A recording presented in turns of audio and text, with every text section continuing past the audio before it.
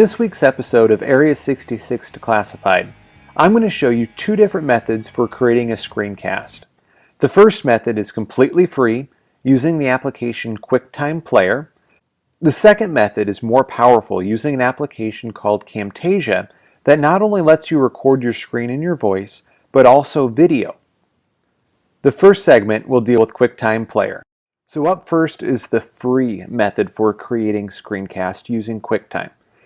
To access QuickTime, all you do is open up your hard drive, select your applications folder, and if you scroll down, you'll notice that there is a QuickTime application. Now, most people know QuickTime as a movie player. You know, if you open up a movie, it'll play it for you in QuickTime. But built into QuickTime are also some really cool recording tools. So if I double click and launch QuickTime Player, I now see that QuickTime is open. And if I go to File, I see different options here. I can record a movie, which will activate the camera on my computer, and I can go and record video that way. I can create an audio recording, which is good if you're doing, a project that you just want to record your voice. Say you're having students make a podcast, or you're doing just an audio lecture for them.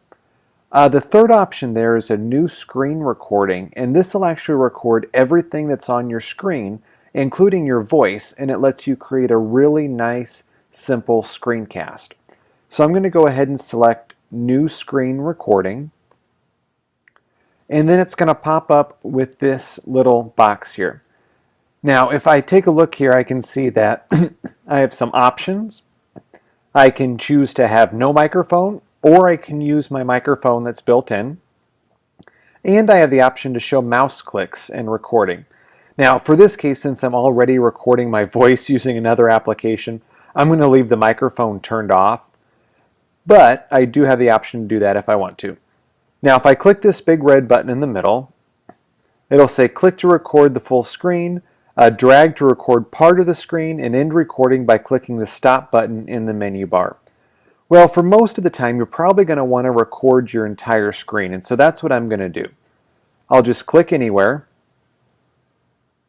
and now I can see that I have a kind of a square button up here.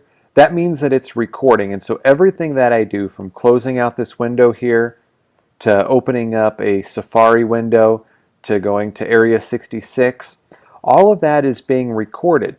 And so as long as I have that recording, that saves. Now to stop recording, I'm going to go up here and I'm going to hit the square. It'll say finishing, and now it opens up with the QuickTime window, and if I hit play, everything that I just did is recorded. And I can even fast forward through this, and you can see Safari opening up. You can see me going and opening up Area 66. And all of that is saved in a nice QuickTime movie. Now if I want to send that to students, I can come up to File, and I can go to Export. And then in this case, I'm going to choose, yours might go Export to Web. I'm going to choose iPad and iPhone. And it gives me some options here. I can click Save. I can call this Screencast. Hit Save, and then it'll export it. And in this case, I just had it going to my desktop. And I can save it that way as well. If I look on my desktop here, I can see that this is a compressed version because I went to export, and this was the original version because I just went to File and Save. So that is a quick and easy way to record your screen using QuickTime Player. Another option to record a screencast is using an application called Camtasia. Now, Camtasia is paid and it's a little expensive, but for that money you get an extremely powerful application that not only lets you record a screen, but it also lets you do some basic editing and annotation of video. So let's take a look here. I'm going to open up my applications folder, and I'm going to go to the application called Camtasia, and I can see right here Camtasia 2. And when I open it up, it presents me with a recording dialog. Now, if we remember from QuickTime, it had two options. It lets you just draw to select an area, or it let you click to record a screen. Now with Camtasia, you get a little bit more finer grained controls over it.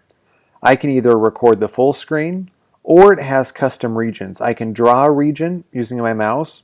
It has some presets here, so I can record the size that YouTube likes. I can record a size that's fit for an iPad or an iPhone, or if I'm doing a webcast and I want it to make sure it plays in any computer screen, I can select web here and I can use 640 by 480. In this case though, I'm going to select the full screen. I even have the option to turn my camera on and off, so if I wanted to record a video with an image of myself in the lower corner or the top corner, Camtasia gives me an option to do that, something that QuickTime does not. I also have the ability here to record with my microphone and capture the system audio. This is really good if I'm doing a voiceover to a movie clip. Camtasia will let me record the audio that's coming out of the movie clip and the audio that's coming out of my microphone at the same time. To record with Camtasia, I just click the big red record button. It'll give me a nice little countdown so I know when exactly it's going to start. And now I can see it's recording by the red film strip that's up on the menu bar. From this point, everything that I do is recorded. My voice, my clicks. If I open up Safari again, I go to Area 66. All of this is being recorded within Camtasia. Now, to stop recording using Camtasia, I come up here and I click the red button and I go to stop recording. Notice that it also gives me the option to pause or to start over if I made a mistake. So I'll go ahead and I'll stop recording here. Once I click stop recording, it's going to open up an interface that's similar to iMovie. I have a title bar on the bottom here, a kind of a scrub bar of a timeline where I can move through my video. I can see a preview of what the video is. And then on the left-hand side here, I have the ability to add annotations, transitions between clips. I can do some simple animations or some video effects, similar audio effects, and cursor effects. Now, what might this be good for? Well, if I'm going through and I have a video and say I made a mistake here and I want to cut this out, I can select this clip and I have some different options. I can come up here and I can maybe do a delete. I can select it. I can split the clip. So maybe I want to split this right there and come over here and split it right there. I can click and I can delete and then move those clips together, and then it's like that never happened. And it'll even keep my audio in sync. I can maybe add a transition in between that. Let me do a slide in and slide out. I'll put that in between, so now when I'm watching it, I can see it slide out and the other one come in.